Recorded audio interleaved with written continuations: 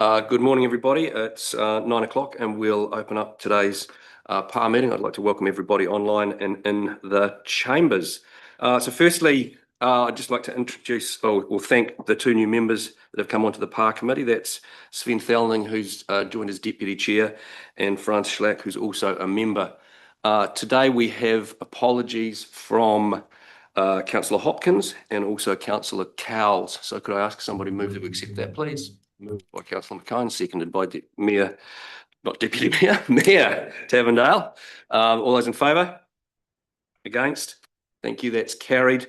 I'd also like to note that from the next PAR meeting, Councillor Cowles will be stepping down and replaced by Deputy Mayor Ryan. So that's just for noting.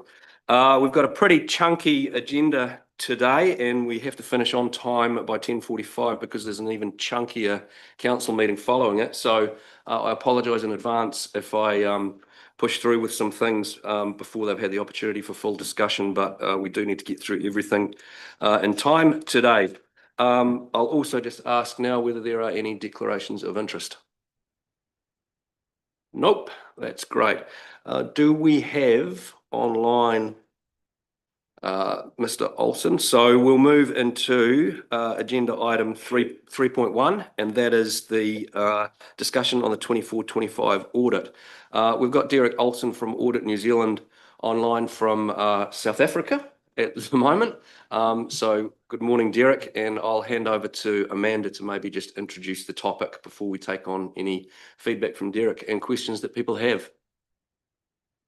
Okay, so on the main council agenda today is the adoption of the annual report. So this is just an opportunity to speak to Derek Olsen about the audit process. Our audit started at the start of September. The main financial audit started the 22nd of September, but a couple of weeks earlier than that, we started the front half of the annual report, which is the performance reporting. So it's been a good 3-month process. There was a few new areas of focus this year that they haven't had to look at in the past, one being our change in payroll system, which was quite a key area of focus. Took a bit of extra time to understand the new process and make sure that the system transferred from the old authority over to Employment Hero. There was another few areas, mainly within the group, that were quite technical and time-consuming and changed throughout the process. One of those was Waitaki District Health Services, which Council resolved about this time last year to wind up by 30 June 25. That didn't happen. There is some complaints outstanding with the company that are being worked through at that level, and that audit actually isn't complete yet. So yeah, there was some technical accounting issues to work through in terms of going concern, how much it was consolidated in that year and that sort of thing. And then late in the piece, there was also Observatory Village Retirement Trust Group changed its trustee, so it no longer had trustees of Waitaki District Health Services on it. So that meant from the 24th of June, the date that change was made, it was no longer part of the Waitaki District Health Services Group, which means it was no longer part of the Waitaki District Council Group. So that was another late change that we had to work through as well. That was taken out of parts of the consolidation. Yeah, on top of that, we just completed the long-term plan audit. It's been a big year. We had a few staff. We've got a key staff vacancy in the accounting manager role.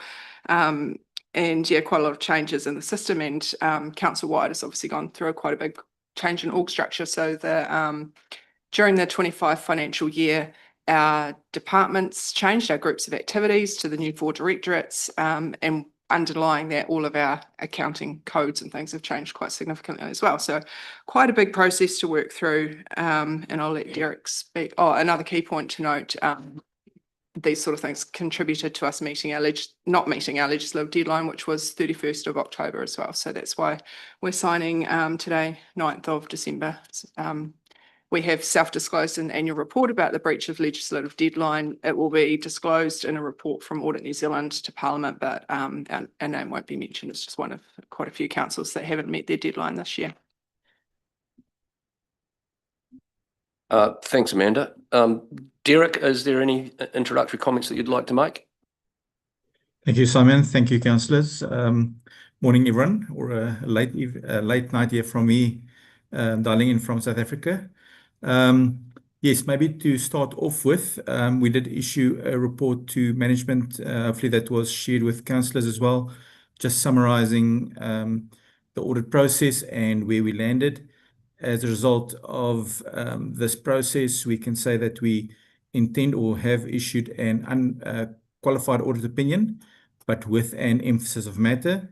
The emphasis of matter relates to local waters done well, where your your water plan is under dispute, and the Secretary for Local Government has not accepted your plan. So that is what the emphasis of matter relates to. Also, during the audit process, we did identify certain misstatements. Most of those had been corrected through the audit process. Those that have not been corrected have been included on the representation letter that was signed by the Mayor. Those are not material individually or in aggregate, so they don't affect the audit opinion. So I think that's a good thing. So I think that's probably a good outcome in terms of the opinion where we've landed. Had good discussions and robust discussions with management throughout the process around some of the key issues which we've captured within the report. But I think Amanda's touched on some of those. A key focus for us during the audit was mostly relating to the fair value assessments and revaluation of your roading assets and your land and buildings. That saw quite a major uplift in that valuation, circa around 53 million, although roading did reduce by 1.5 million.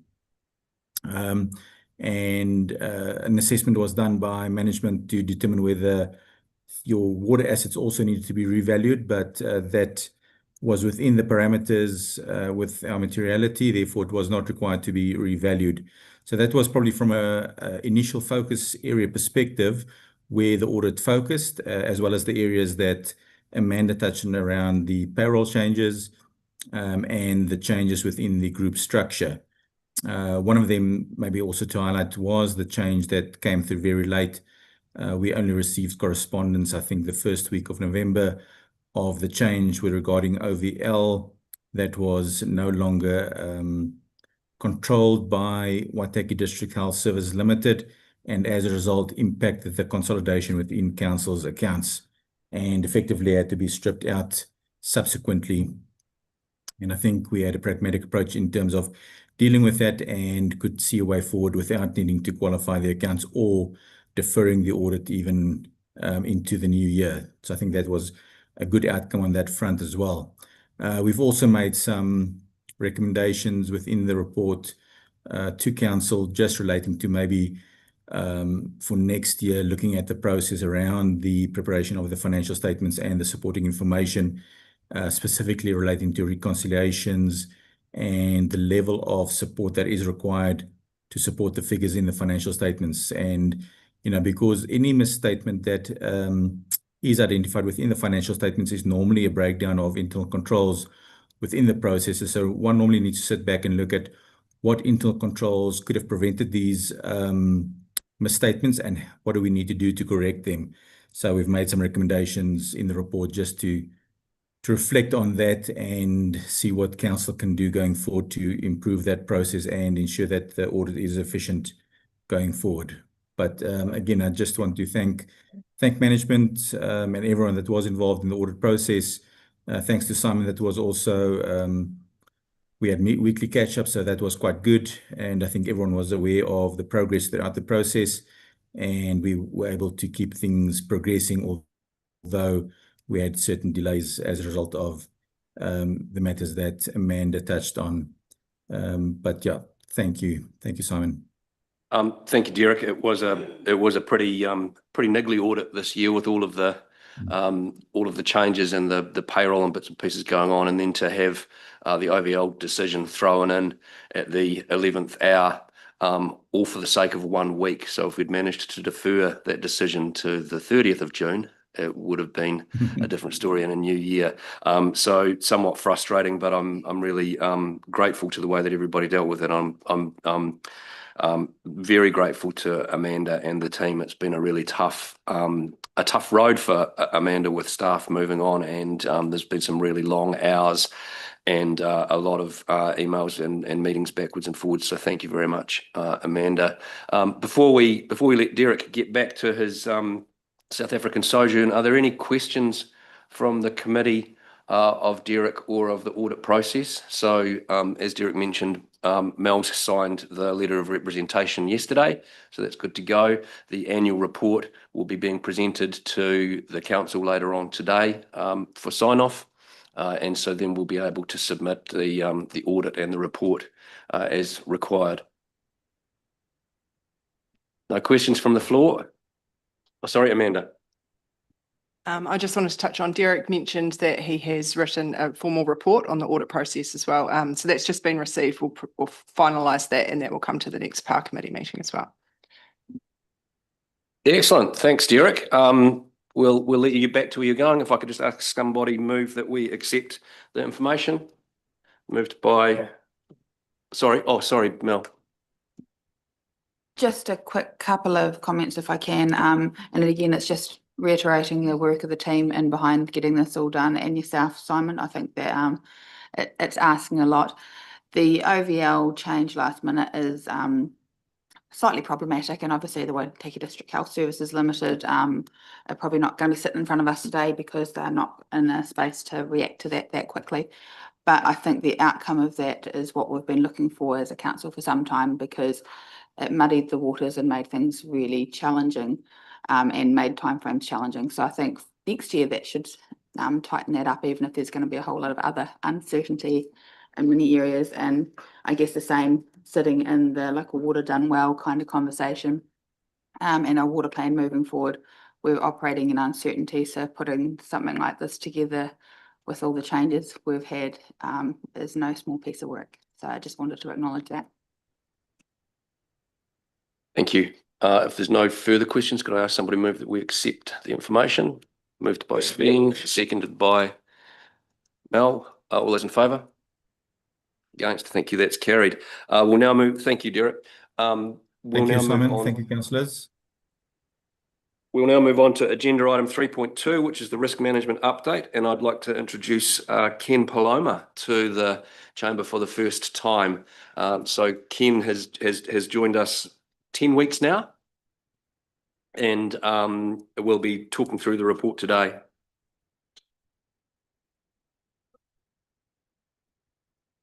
Yes, this is my 10th week officially.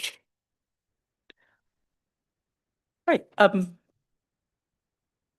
Good morning, everyone. My name is Ken. I'm the new risk and insurance advisor for this council. The reason I'm here is to present to you the overall risk profile of council in the last 3 months or the quarter. As of this stage, we have at least 27 key risks overall in this council, with 3 of them being rated as very high.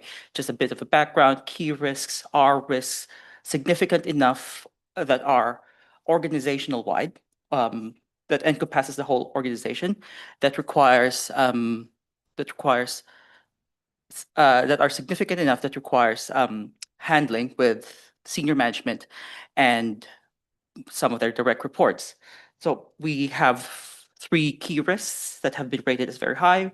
We have 3 was management, climate change, and affordability. In the last quarter, our risk profile has remained stable enough, with most of them having unchanged, except for 2 risks being critical supplier failure, which has increased from medium to high, and adherence to legislation, which has reduced from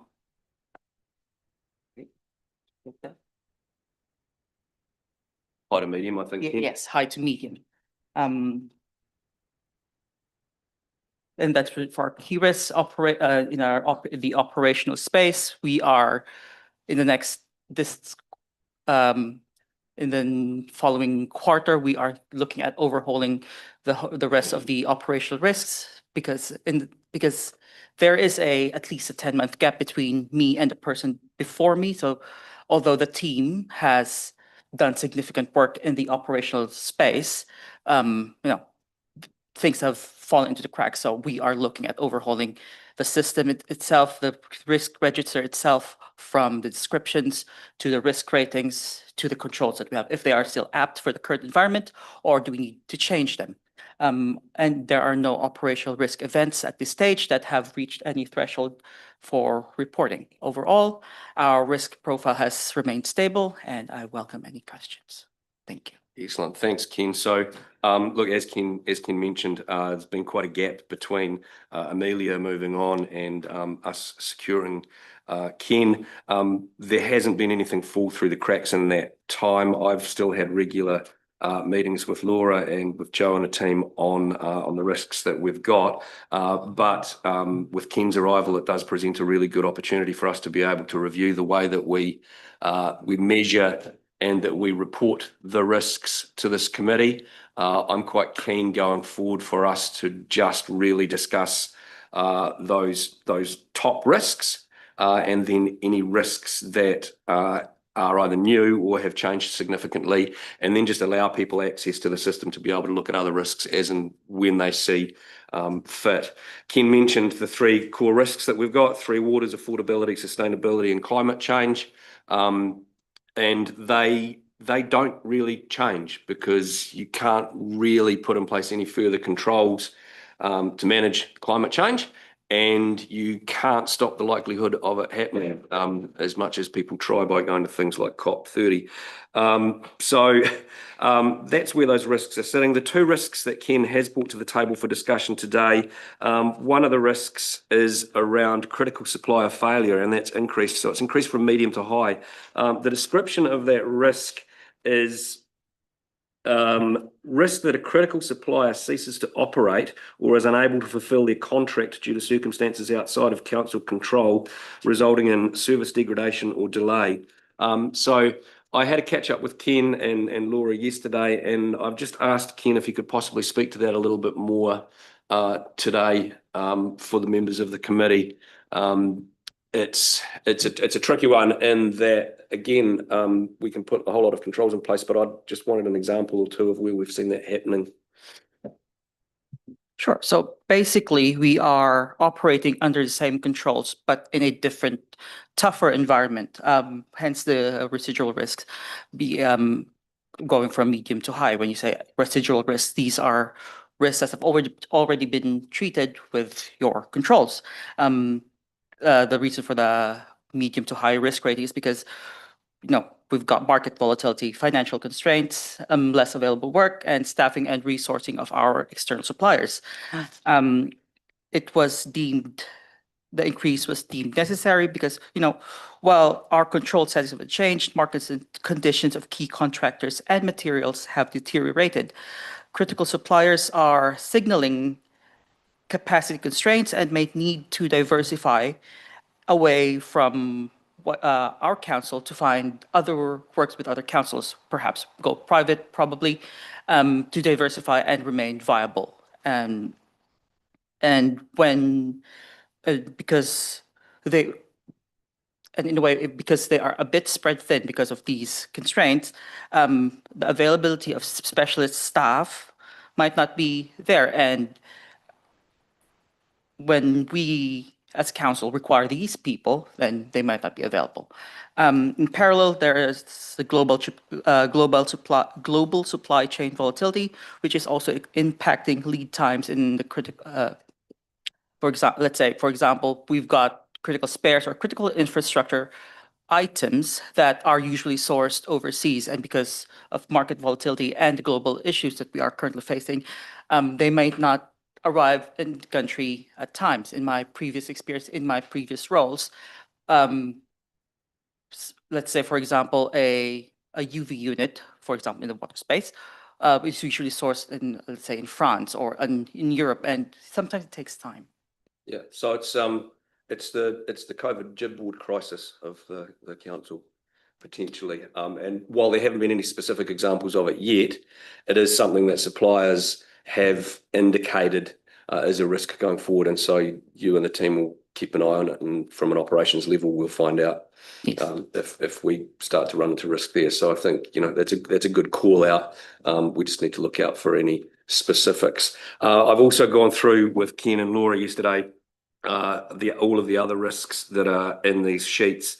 There's some in there where we mention a whole lot of controls that are in place, but the residual risk is still remaining as what the inherent risk and likelihood was. And for me, that either suggests that the controls aren't as effective as they should be, or that perhaps we're being too conservative in the effectiveness of the controls. And so it's not fair to ask Ken to kind of talk to all of those today, given his relative newness to the role, but be assured that I will be working through all of these with him over the course of the next while. Open up to the floor, Mel. Thank you. Just wondering, in light of things like what happened down in Clutha and our southern neighbours around civil defence styles, what conversations do we have with some of our key suppliers of probably more services than anything about their readiness to deal with civil defence emergencies and the ability to carry out the work they need to do in the event of no power, water, that kind of risk? So that's not a Ken question, and it's not a Simon question, but is it a Roger question? Definitely. I'll have a go. So as a separate part of civil defence, there's a division referred to as Lifeline Utilities. And so there's Otago Lifeline Utilities that have oversight of all the sort of critical infrastructure, electricity, fuel supplies, roading networks, etc., etc. We also have arrangements with our main contractors that they are put on standby for civil defence emergencies when we see them coming. Naturally, through good business practice and business continuity, we have a range of spares and stock on hand. And then, as I say, through the Lifelines utility arrangements, there's arrangements with the key infrastructure providers to share resources and assets across neighbouring districts. Of course, when it's a large, extensive incident, that gets harder. But for example, when the Clutha and Southland were impacted by the severe storm a few weeks ago, there was support provided by the likes of Network Waitaki under that arrangement. So we are covered reasonably well locally, but if it's an extensive event that would cover the whole of the South Island or nationally, then we would, be at risk. Okay, that answers your question. Open the floor up to any questions specifically on the risk register and comments in it today. Councillor McKine. Just a comment, and I don't know these things, as I've said before, but that's okay. And so we have our three red ones sitting up there. Now with water and a facilitator in there, do we have a risk at all? Because the decision is going to be made regardless of which way we think it is or whichever it wants. So does it have to be there? And the second part of that is climate change. That's like dropping a penny down the side and see where it's going to end. It's just something that it's just a natural hazard that people have got to put up with. So I don't see why it's there. Thank you. I appreciate opening the triennium as we ended the last. I guess the waters one is a good question, and that's something that Ken and the team will look to evaluate over the course of the next while. But you're right. It is. I think the risk of the unknown is certainly not the same as what it was. Any other questions? No. I guess in that space and recognising the water risk, I guess there's a role for councillors in decision making in that space. But looking forward, often all the whole setup of local government and how we protect our own identity and decision making through that is a massive risk that we're going to be facing. So that's going to have to at some stage feed its way onto our risk register. I'm not sure entirely how we phrase that, but it's certainly going to be in our future. I think that's absolutely bang on. And again, with any risks that anybody within the organisation sees that aren't on the register, Ken and the team are always, willing to take them on board and to bring them in. Did you have something, Paul? Yeah, I think it's probably just picking up on the point, was reading through the register, and there's one about political uncertainty. And I think Yeah, risk use, you look back a couple of years, it was essentially a far more stable environment to operate in, and the risks were stable in it. You didn't really see much fluctuation in the register. But now I think if we were assessing that one now, it would probably be in the red as well, given the announcements from the Crown, statements like, was it, your pants are going to be on fire or something like that. It's just, the level of change, the significance of it has really added to that political uncertainty. And it's, so it's identifying the risks, we'd highlight it and then work out what the responses are to try and mitigate it. But then, as Simon noted, making sure those mitigations are effective.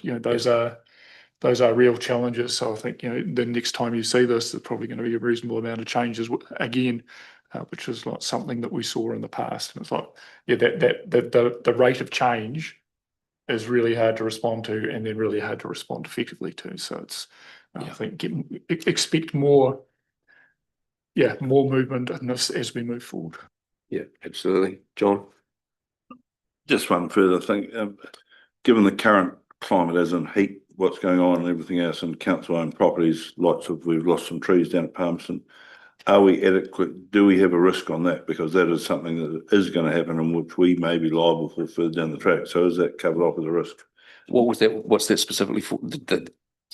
If a fire starts on your property, you are actually liable for the balance of it. So, and we're talking lots of dollars. Yeah. So is there somewhere in there that we cover that off?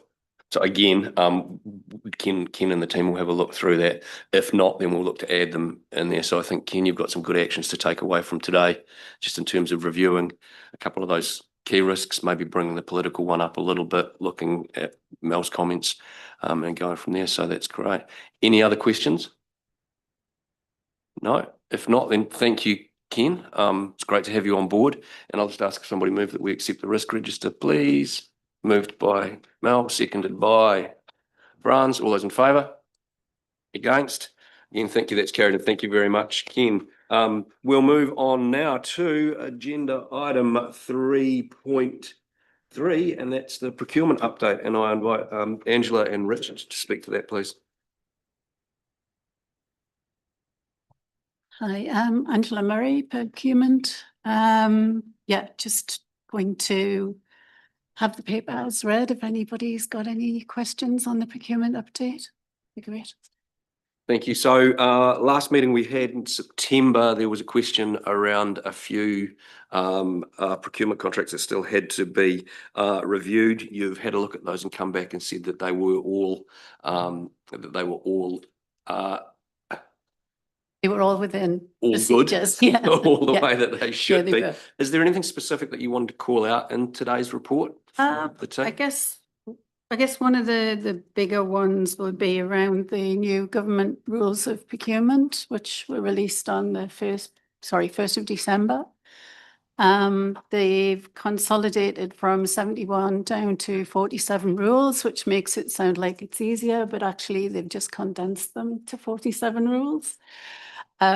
Which the impact to us is of the 47, 23 of them require some change, from minor change to more significant change within our own policies. So I'm currently looking at what the impact is for each rule and whether or not we want to take those on board. Just to add to that, being in local government, we're actually in the encouraged section, not the mandated, but some things will be expected to be taken on board. Yeah, thank you. And we've certainly talked about that in previous PARs, adding that weighting component of local sourcing and trying to make sure that we support local businesses where we can through the procurement process, albeit not at an exorbitant expense to council at the same time. So I think that'll be a useful one to bring in.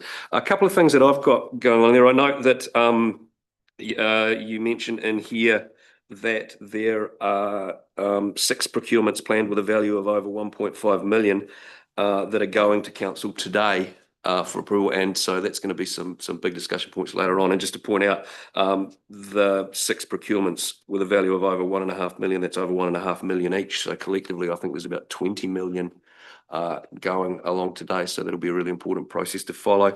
The other thing that I just wanted to question or check in here, Angela, is we talk on page 18 about the $2.1 million of activities greater than 10,000, which is not governed by the procurement policy.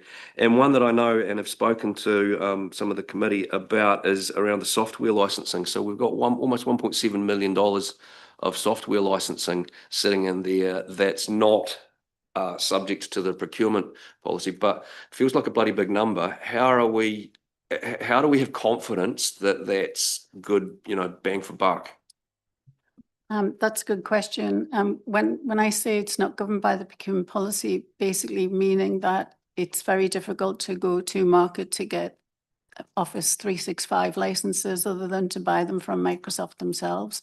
And that's the case with each of these. I guess the question is at the point of deciding who you're going to go with, that's when they should be making the decision as to whether it's the right thing to do with regards to money. Richard. Thank you, Mr. Neal.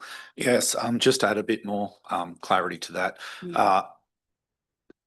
The first time software is procured, it does follow the policy. So we do go out to market and see what options we have. Subsequent renewals, however, are more like paying electricity bills. They just roll on through until such a time as we need to change the software wholesale. And for some things like the Microsoft licenses, we have little to no choice. Everyone uses Microsoft Office, and unless we were to take on a really radical change and go to Google Docs or something like that, we're kind of stuck with it. Thank you. Other questions from the floor? John? I have several. It's on page 18, most of them. I think it is, yeah.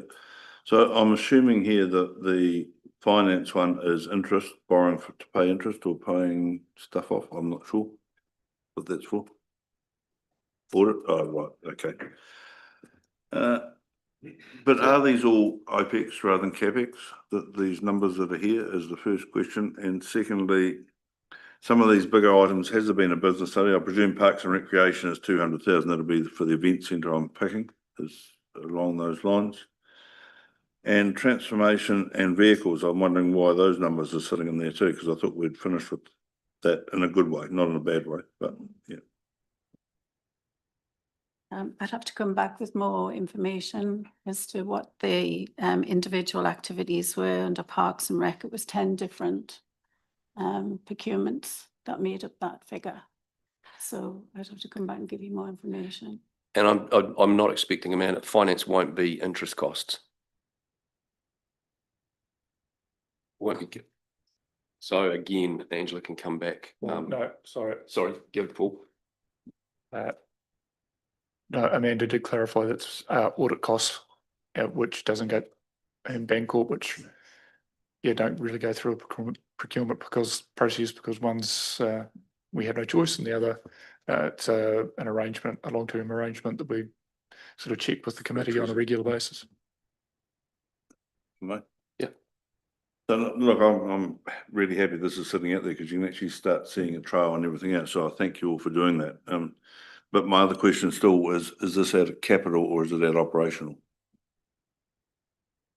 I would say that the majority of this is operational. Yeah, I'd have to go through and actually check each one to let you know, but I would have said from what I looked at, it was operational. I appreciate that, thank you. But it would be helpful if we could identify the difference between the two. If that would be great, thank you. That's good, thank you. Other questions from the floor? Sven? I don't know if it's the role of procurement or not, maybe it's a wider question, but have we looked at the overall IT needs of council perhaps as part of transformation and considered rather than there's a large mix of off-the-shelf products in there, maybe one or two custom built ones owned by the council, and just looking at the size of the numbers there, it looks like we could probably afford to do that, or it might be a competitive idea, just from cursory look at it. So I think that's, I'll save you on that one.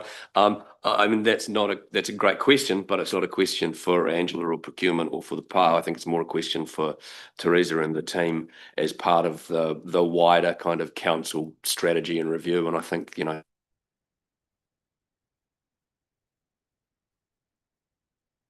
the offsites. Excellent, John. Sorry, that's not really aimed at you, but just curiosity. So we've got procurement 1 and 2 coming through with some pretty big numbers on them for the next. And I did read in the agenda for today's meeting that that's been.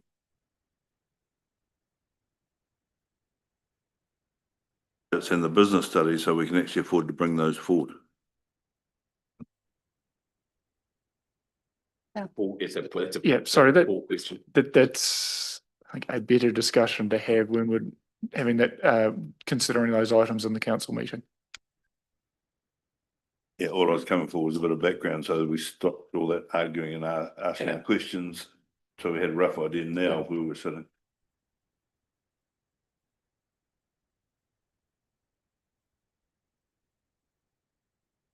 I just wanted to offer a comment in relation to councillor Felling's comment around bespoke system. There is a risk around bespoke systems within council and the future interoperability between neighbouring districts, and any consolidation, amalgamation or harmonisation of systems would be at risk if we went for a in-house bespoke system. And having spent many years in the banking sector, I'm well aware of the vagaries of bespoke systems and legacy systems and the faults that can come with them. But I think, you know, Sven raises a good point, and it's something that could be brought up at the. Sorry, I thought Roger was going to respond to councillor McCone. So if sorry, if you could just repeat the questions and I'll answer them. My brain's not that retentive, Paul. I can't.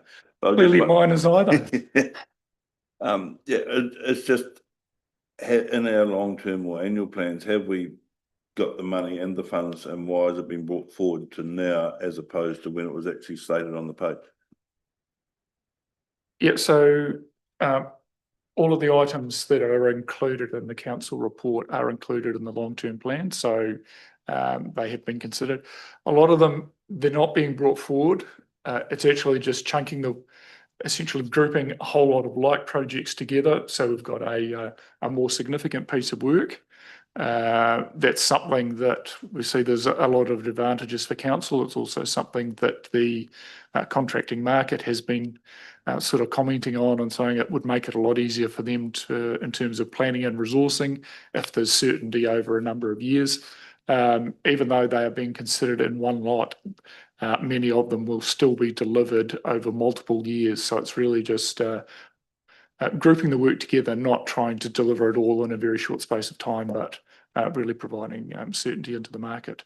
And yeah, in terms of affordability, it's probably more we can't, especially in the water space, we can't afford not to do it because they're included, particularly in the water service delivery plan, and do start addressing many of the issues that were noted in the letter from the Secretary and the comments that the facilitator has made about, I suppose, capacity to deliver. And this is a way to demonstrate that both the market and council does have the capacity to deliver some reasonably significant projects to address key concerns, particularly the, I suppose, the remaining useful life of assets and how quickly we can replace them when they are identified as being at the end of their lives. Thank you. That is a useful precursor for the council discussion later. John, one last. Yeah, I do want one last. Yeah. So I know this will be discussed later, but given our financial position and what's going on around the place, some of these could be cut. I know we've got to stick to the water because the water is by regulation, we're dictated to what we can do there. But the rest of them, can we actually push them further out? So again, I think there's probably a better discussion to have in the council meeting, right? No, I get it. But so we've raised here as part of the procurement update that there's around 20 million of projects going to council today. They've been called out and the PAR as part of the procurement update. We've had a bit of background here from Paul about what's going up there, and I think that, you know, Mel will take the team through each of them in the next session, and then you'll get much greater clarity around how much cash there is and what can and can't get done. Thank you. No further questions? Excellent. Sorry, Angela. Sorry, I forgot to mention, there was one recommendation. At the last PAR, we talked about the 3 quotes rule for anything over anything over $10,000. And was asked to come back with some idea of revised policy. The recommendation was to have a workshop just to discuss that. I guess my second question is, with the new government rules, would it be better to wait and do it all as one big change? Yeah, I think so. So again, thank you, Angela, for reminding me of that. We had a discussion yesterday around procurement and the procurement policy. And my understanding is that the whole policy is up for review March of next year. So I think given the workload on the council over the course of the next while, and the new councillors coming on board and their thoughts, that lumping that all into the review of that policy in March of next year would be a good thing to do. But thank you. Could I ask somebody move that we accept the procurement update, please? Moved by Sven, seconded by John. All those in favour? Against? Thank you. That's carried. And thank you very much, Angela. Richard, you can stay at the table and take us through the next agenda item, which is the Waitaki survey. Thank you, Mr. Neal. In front of you, you should have the results of the most recent resident satisfaction survey. The survey was conducted in June, July of this year. It's a reflection of, I think it was about 400 odd of our community, their sentiment towards council and the services we provide. One thing I would like you to bear in mind is that we're aiming to do things a little bit differently, and that is, rather than simply publish, say, a PDF of these results, we'd like to produce a dashboard that we can put on the website so that the community can see, let's say, 2 or 3 years of their survey results. So it'll be a summarised and distilled version, but we think it's a really good idea to uplift transparency. Thank you. So look, we've only got about 5 minutes of agenda time to go through this today, which certainly doesn't do the survey justice at all. But for me, the key kind of takeaways were we've done things a little bit differently this year. So it's not apples and oranges comparing it with previous surveys, but there is sort of reason why there's some small discrepancies. Most people like living in the Waitaki. Most people feel like it's a pretty safe place to live. Most people feel like they've got a pretty good quality of life, but a heck of a lot of people this time around are pretty unhappy with the council, are pretty unhappy with the management, are pretty unhappy with the councillors, and are very unhappy with their rates. And while we've seen sort of between a 12 and 16% drop from survey results last time around, that 12 or 16% is actually off a base of 40%. So our report card is 30% worse this time around than what it has been previously. And so my questions for Richard are, what are we going to do about this? What are we going to do with the results? And we've got some new faces around the table. Obviously, that'll lift the rating instantly. But, you know, work to be done, I guess, Richard. And off the back of that, I'll open it up to the floor for any other comments.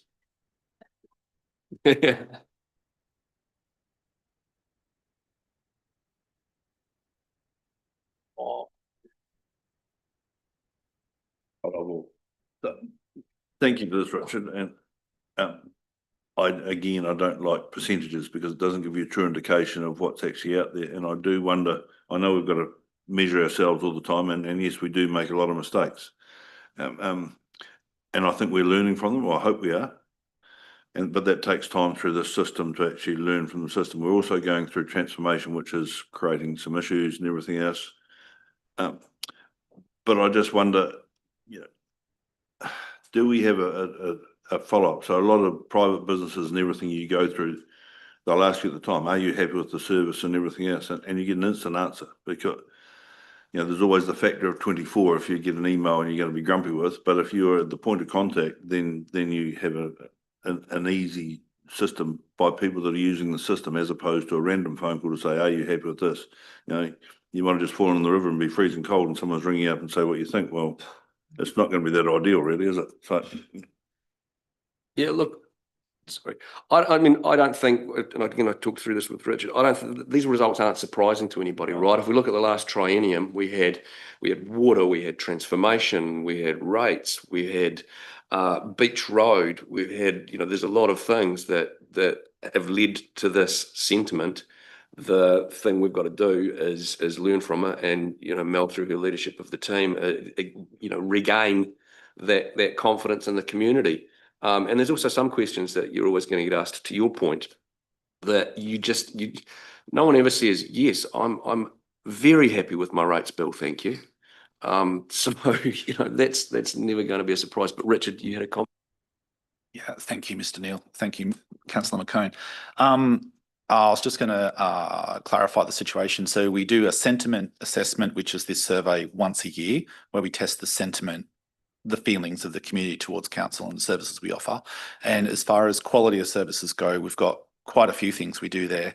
But one of them is we are just starting now to roll out testing satisfaction with services at nearer to the point the service is received, rather than waiting 6 months, 9 months to do a once a year survey. And we think that'll give us a bit more insights. And what do we do about this result here? Mr. Neil made some excellent points about society at large and views towards institutions.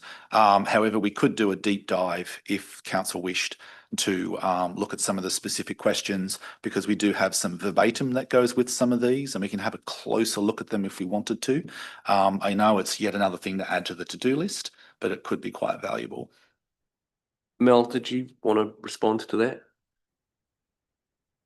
I guess just in a lot of ways, this is a really useful tool, and I think that long-term tracking is really important just to see how we are operating as a team and what the sentiment is out there. We also know that we've been the scapegoats for central government, and there's a lot of work to happen in that space. It's just a really good way of just recognising, the community out there are frustrated. There's been huge costs involved. And when we take our own personal hats off and just put on the community hat, we're probably frustrated as well, because cost of living is a massive driver in this space, and that's a massive driver around the reforms in front of us. And it just gives us a little bit of food for thought when it comes to our decisions moving forward, and how we still create the community we want to live in, but not at all cost. And when we're talking review and response and what kind of community do reforms leave us with, this is valuable, but we've got to keep talking to our community. I think a big part of our response moving forward, which is not going to fix all our problems, is just transparency, trying to, as we're learning around particularly reform process, having the community in the meetings able to see what's going on. And as we're learning and unpicking what it means for us, we're providing that information to the community at the same time. Yeah, thank you. And look, just in response to your question about a deeper dive, Richard, I think Mel has pretty much wrapped it up right. We know what we need to do without diving deeper into this thing, and we know where we need to lift our game and the areas that we need to focus on. So that's probably where energy is best focused. Any further questions? Sven? One of the ones that jumped out at me, given it's one of our largest spends, is the sealed and unsealed road measures there are very low compared to, say, other networks. The water one's quite high, which I guess you can't see a lot of the problems. So that probably explains that. But I note there's another organisation running visible utility network, as Network Waiteki's got a 80-something% approval rate. So the rating's very low compared to that. But I see that it's actually improved. Those two measures have improved over the last 3 years. So what has driven that improvement? I'd say it's our wonderful rating program. No, in all seriousness, this is a measure of sentiment, but it would have something to do with the services we've been offering. In comparison to, say, electricity networks or water, it's much easier to feel a bump on the road. Every trip to the supermarket, you get reminded by that pothole. So they are different things to measure. And roading typically does get, I guess, a bit of flack because it is so easy to see every single day of the week. But the best we can do is balance how we're investing in our local community, be it roads, waters, etc., and figure out where to put that money. And you'll see the results. Thanks, Richard. I just remembered one of the things that I was thinking last night reading through this too was historically we've been able to see what our scores look like against some of the other councils. Or was that a different survey? Different survey. Yeah, because I think that's quite useful too. I mean, it's one thing to know how we're performing, but it's also great to be able to know how we're performing as we benchmark against others. And that's not an excuse. It's just something that I think is quite a useful thing to know. Mel? Yeah, I think there was a local government report that we brought into that did provide that level of information, which is really handy. But also looking into some of the reform discussion, benchmarking is going to be a big part of the expectation coming from central government. So I think we're going to find ourselves naturally moving further into that space anyway. Are there any other comments, France? Just one, I see there a point being made on mayor and councillor. What's the mechanism for that feedback to actually come to mayor and councillor? Sorry, a point being made on what? Sorry, France? The mechanism, as in how, if there is any criticism or unsatisfactory results from mayor and councillor, how is that actually communicated? What's the mechanism that it actually comes to me? To date, I haven't received any angry emails yet, so just wonder what the mechanism is. I can send one after this meeting if it would be helpful, but no. I can respond to that if you want. So this is based on phone calls around to a select number of our population. So it's really just the comments tree on the phone. Also, I'd go on a personal level. It's probably not directed at yourself because the timeframes probably sit outside your tenure. And often, and I'm not sure, often there is commentary that's attached to some of this that we can certainly see, which can be pointed at times. But yeah, it is just another way, and obviously there's other ways people can get in contact with us with concerns or problems as well. Yeah, thank you. Dan? I'm always concerned about polls and surveys and things like that, with regards to sometimes they can be stacked. Do we know that these aren't groups, or that there haven't been a collective of people that are with an agenda? Are there presumably there are mechanisms in place to make sure that these are individual responses as opposed to, because that really skews it. It can really skew things, and somebody has a gripe and it looks worse than it is. Thank you, Councillor Lewis. They are all individual responses. However, with the methodology we've got where people can share the link, inevitably they would share it amongst their social network with whatever views of the world they all collectively have in common. So there's a risk of it, but we're not aware of any skew or bias. I think also, over the past 4 years, even though we've changed the methodology, the trends seem to be similar. And having read through this in quite a bit of detail, there's nothing in there that suggests to me that we've been kind of chat-botted and there's some crazy left field. The results are what we expected the results would be. They're disappointing, but they're what we kind of expected them to be. So I appreciate where you're coming from, but I don't think there's anything in here to suggest that the results have been skewed in a way that we'd go. All right, John, one last. I'd just make the comment on page 76. It gives your preferred way residents would like to engage with council. And the one that's sitting right out there in front is face-to-face, visiting the office and talking to people. And I think we should not ever forget that. And the second part is telephone. Yeah, I know email is a thing coming through, but sometimes the council website, it can be a dinosaur to get your way around. I haven't looked at it lately because I just don't like doing that stuff. But your two biggest responders are face-to-face and telephone. So bearing in mind that also we don't have many landlines, how do we get in touch with those guys that now only operate by cell phone?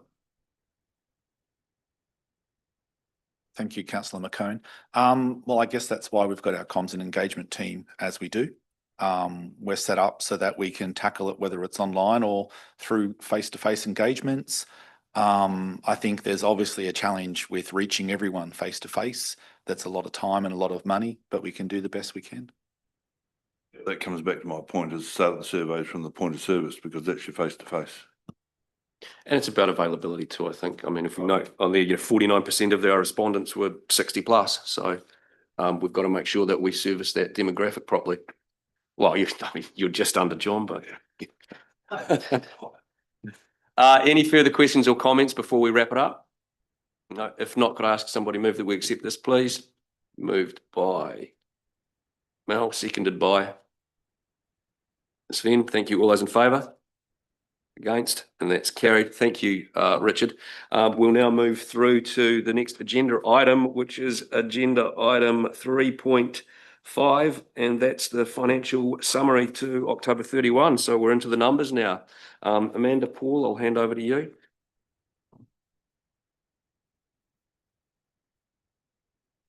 Hi, sorry, there's a lot of financial related papers on the agenda today. This is not normal practice, it's just a catch up. Obviously, we've missed a few meetings.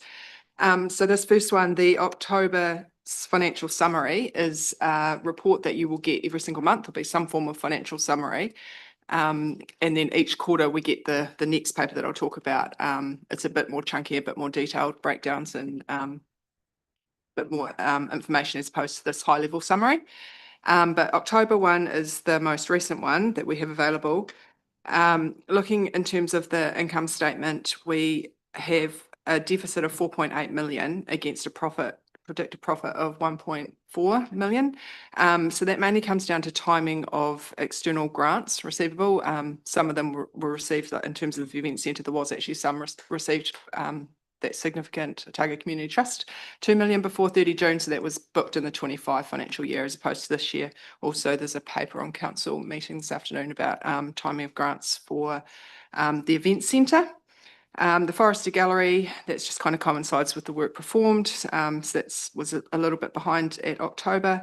And then on the other side of it, expenditure is about 1 million over. The biggest part of that is sort of depreciation. So as Derek mentioned earlier, in the annual report at 30 June, we revalued land and buildings, and that was up about 50 million. So that impacts on what we thought depreciation was going to be as well. So when the revaluation is higher than we expected, the depreciation in future years is also higher. So that's going to carry on throughout the year and grow that variance with depreciation.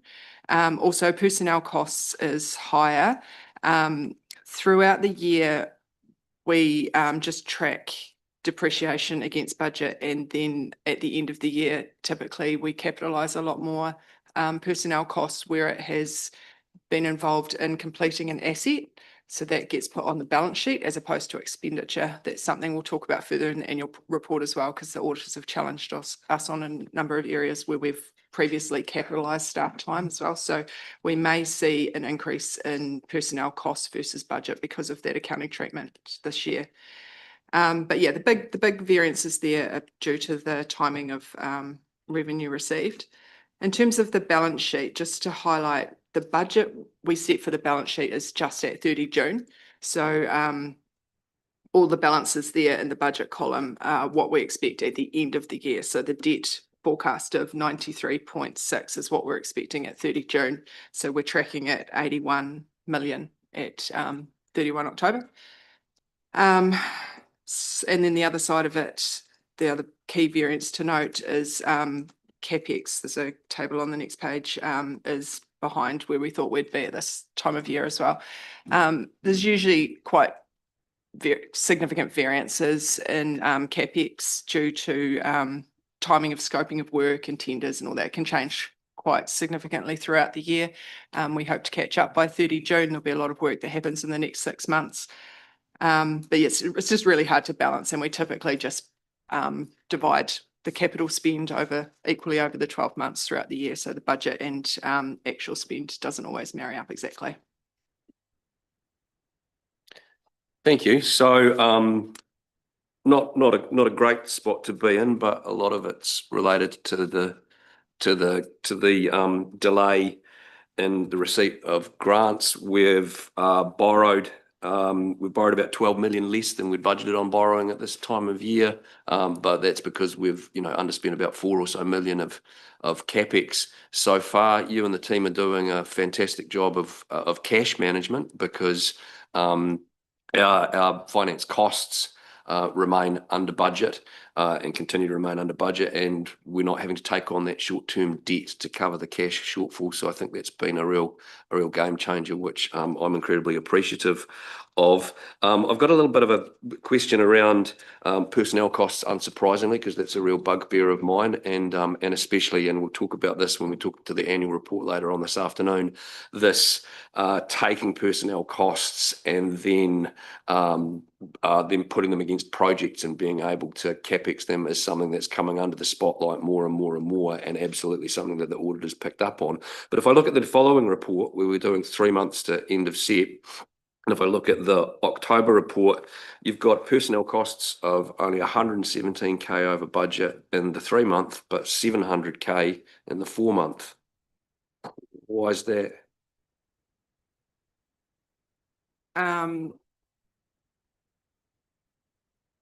Don't know what particularly happened in October. It could be related to capital expenditure that we intended to take place in October that we thought we'd capitalise a bit more that month.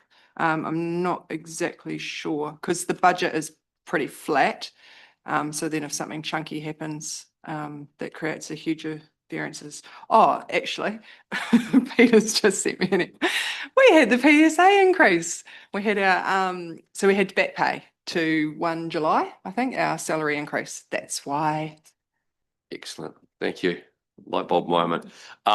Yeah, I just think it's a tricky one, and I know John picks up on this as well. And I think maybe September or the one before, but you did some really good work around us being able to see those personnel costs at a raw level, and then at a level where we looked at what we were capexing as well. And I found that really useful, especially when trying to kind of look and measure the success of transformation and the reduction in our personnel costs and bits and pieces. So something I'm pretty keen to keep an eye on going forward. But I've done enough talking.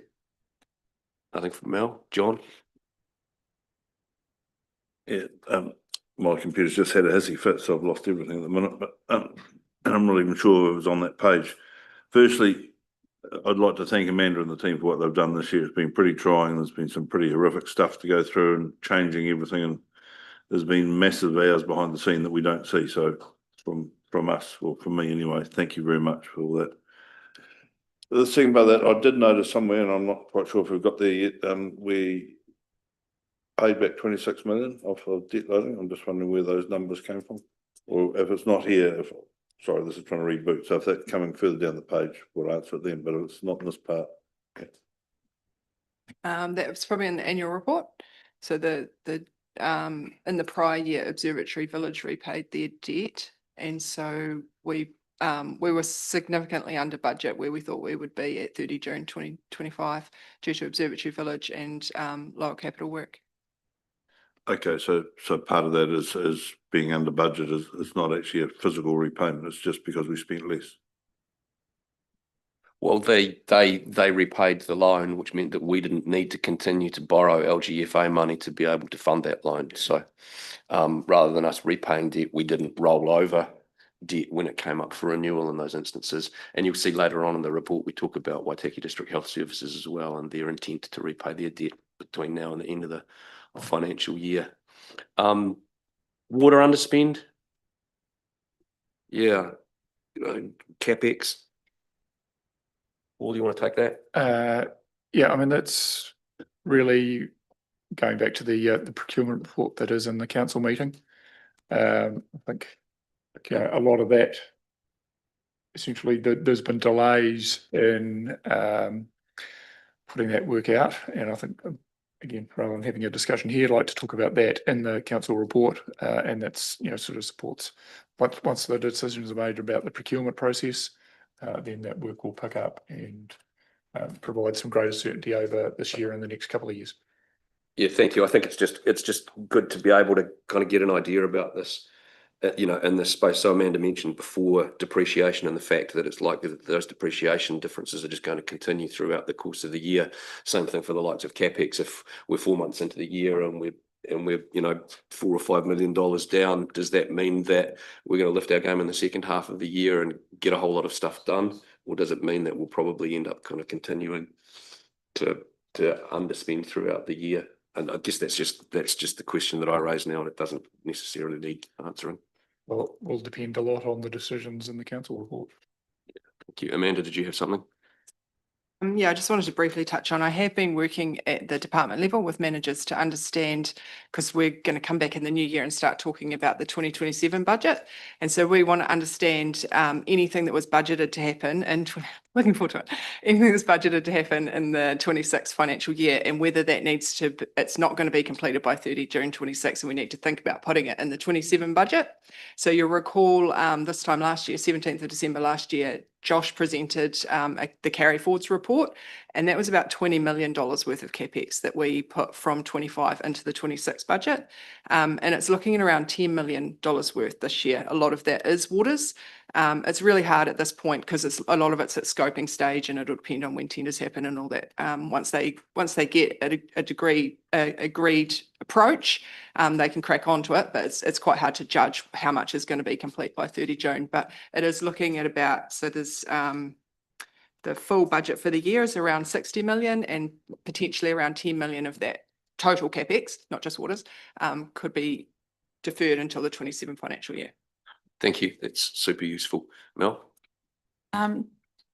Just a wee question on, there's a bit of commentary on 91, just talking about the roading projects behind budget due to works program delays, the Kakino Bridge project, and other places we talk about it being ahead of budget and affecting things in that way.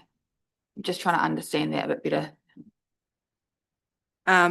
Yeah, so this is where my budget is just flat. So it's, yeah, what we budgeted wasn't exactly in line with contract at that time when we set the budget back in June.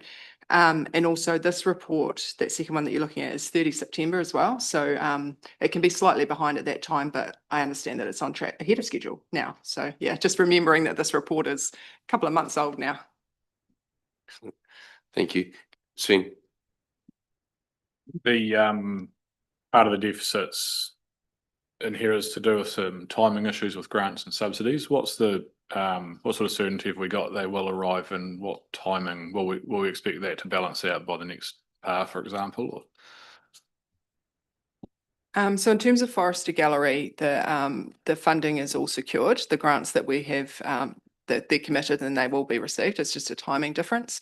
There's some discussion to be had about the event centre. There's a paper this afternoon. The actual shortfall is 913,000 at the moment that they don't have committed funding sources for, the trust, to then provide over to the council for that project. So yeah, part of that $2 million was timing difference, and then there is the 900 odd K that we will discuss this afternoon. So when you say timing difference, so if we just look at the Forester Gallery one as an example, so we've got committed funding for it, so the grants will come, but is it because we haven't, is the work behind and we haven't been invoiced for it yet, or why do we get that timing difference at Forester Gallery? So it's just where, say it's $1 million contract agreement and we've divided it by 12 months equally. So the budget is flat.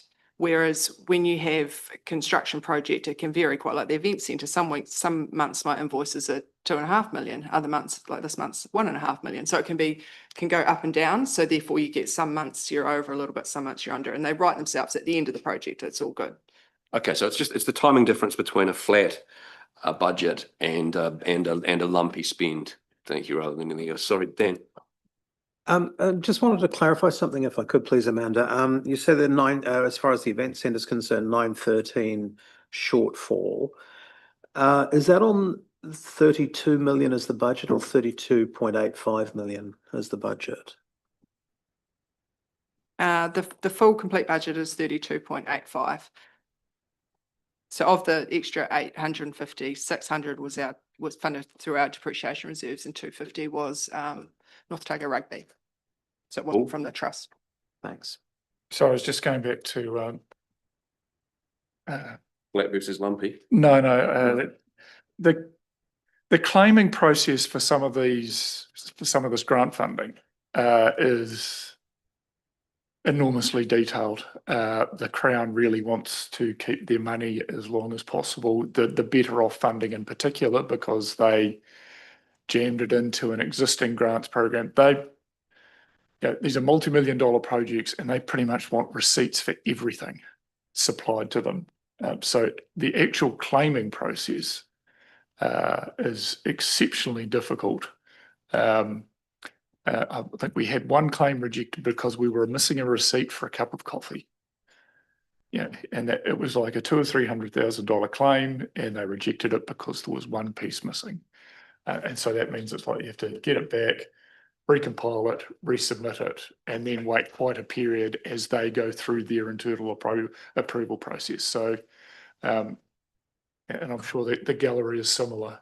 It needs to be, they want very detailed records of the actual spend to quite, I think, an unhelpful level. So, that is something else that really does create delays between, okay, we incur the cost, then we actually claim the actuals, and then they have to review it and then approve it. So it's Sounds like a very efficient use of everybody's time. it is staggeringly efficient. Excellent. Thank you, Paul. Are there any further questions on 3.4? No? All right, could I ask somebody move that we receive that, please? And seconded? Moved by McCone, seconded by Mel. Thank you. All those in favour? Against? That's carried. I think we've kind of spoken to the next agenda item, 3.6, around the financial quarter. Is everybody happy that we just move to accept that as well, please? And if so, could I have somebody move it? Moved by John, seconded by Sven. All those in favour?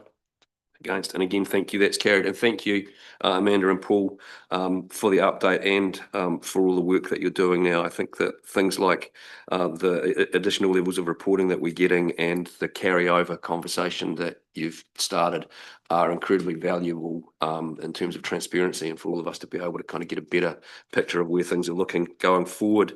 We will move on now to agenda item 3.7, which is the Treasury report.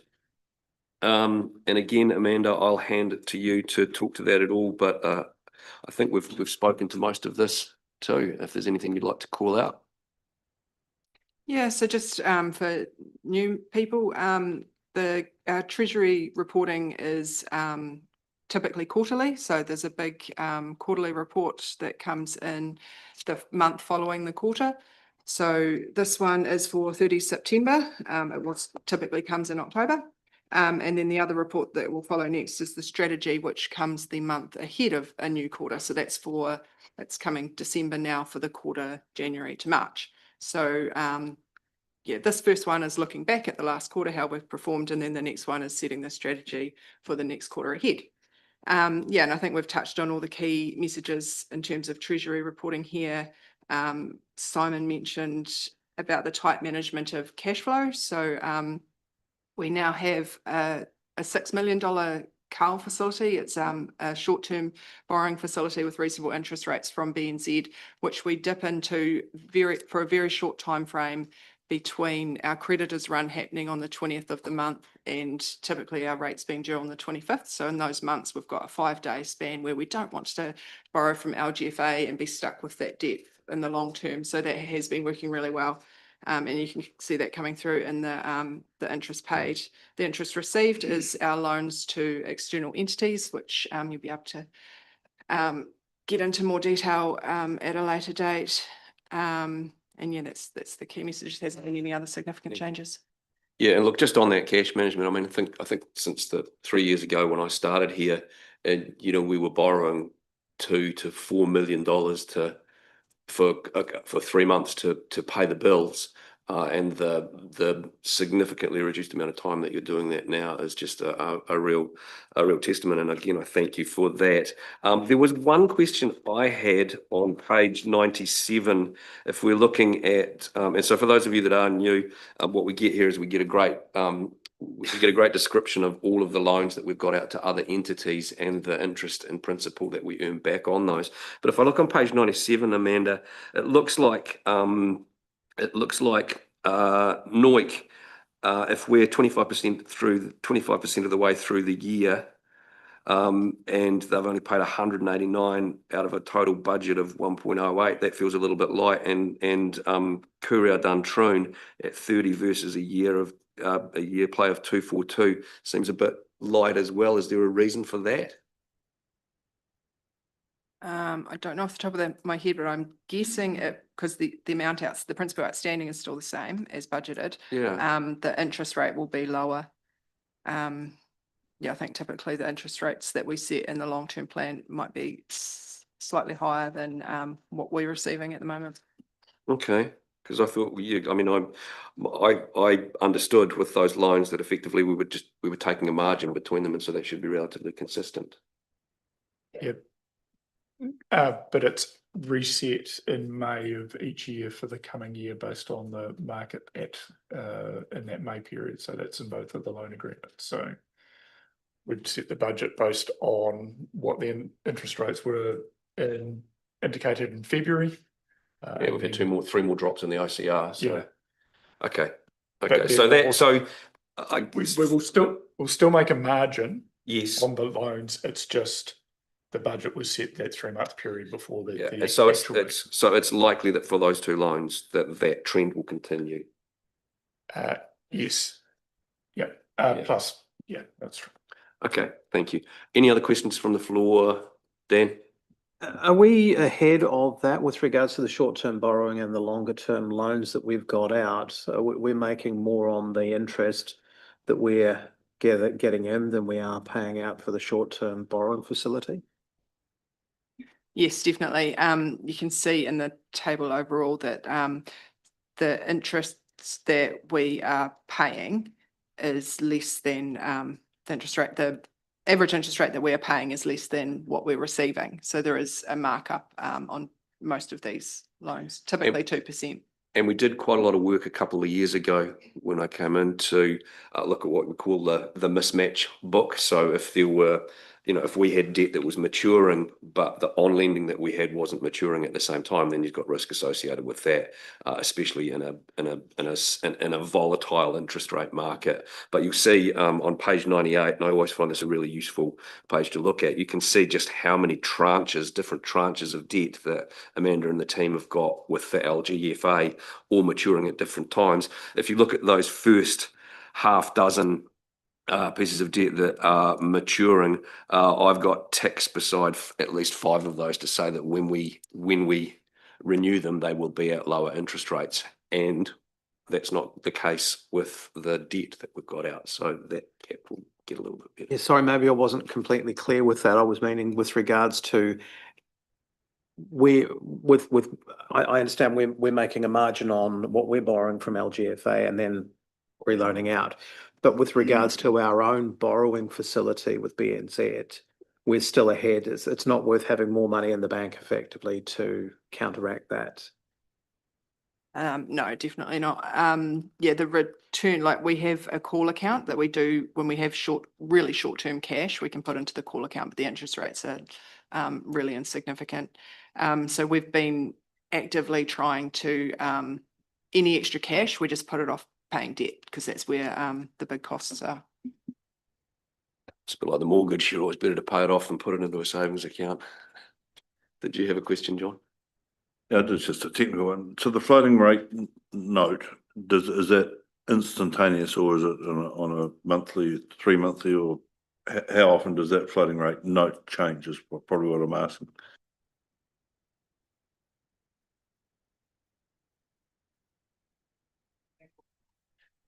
Yeah, I think it depends a little on the nature of the note, but I'm happy to sort of share around a little bit of a description of what each of those are and how they operate, if that would be useful for the team outside of here. All I'm looking at is that may change our interest content going forward with the way the bank rate is dropping. That's what I'm coming from. Yeah, in any case, it can only be a positive for us. Thank you. All right, if there's no further questions, can I ask somebody move that we please accept the Treasury report? Moved by Franz, seconded by Mel. All those in favour? Against? And that's carried. Thank you very much. That then takes us through to, that then ends the public part of this part today. Because could I ask, I'd like to thank the members of the public. Sorry, what have you got? Oh, Treasury strategy. Well, we can talk to that briefly, I guess, Amanda. I mean, it's the Bancorp paper. So in terms of this strategy, it's just asking if you're happy to continue on as planned. So what we've just outlined, how we manage our loans to other entities and also our borrowing from LGFA, if you're happy to continue with that. It's outlined in that report. Thank you. I'm happy with it for all of the reasons that we've just discussed, but is there any questions from the floor from anybody? No, thank you. Then again, I'll ask that we move to receive the Treasury report and continue to endorse it. Moved by Dan, I think you had a turn there. Hi. Sorry. Sorry, moved by Mel, seconded by Sven. All those in favour? Against? Thank you. That's Kerry. You're welcome to participate in the committee. That done. What? 3.8. What we got now? Oh, confirmation of the last minutes. Okay, so Ali, the last minutes came out in September. I effectively approved those minutes because they were the last minutes of the triennium, and the committee was in fact no longer formed to be able to accept them going forward. So I guess from a process perspective, I'm just asking the committee today to approve the minutes that I approved on their behalf. Or just to note, sorry, the process, just to note that I've approved them in the absence of a committee. John? Well, I was here, so I'll second that. There we go. Thank you. All those in favour? Against, and that's carried. Right. I'm trying to read this small writing and missing out a couple of bits and pieces, so I apologise for that. But I think now we're at the point where we can end the public session of the meeting today. So I'd like to thank all of those people online for joining us today and welcome you back to the new triennium. As you can see, there's an awful lot for us to do, and there's some really exciting and challenging times ahead. So could I please ask that somebody move we go into public excluded? Moved by Mel, seconded by John. All those in favour? Against? And again, that's carried. So thank you. We'll just give Jason a minute or two to take us offline.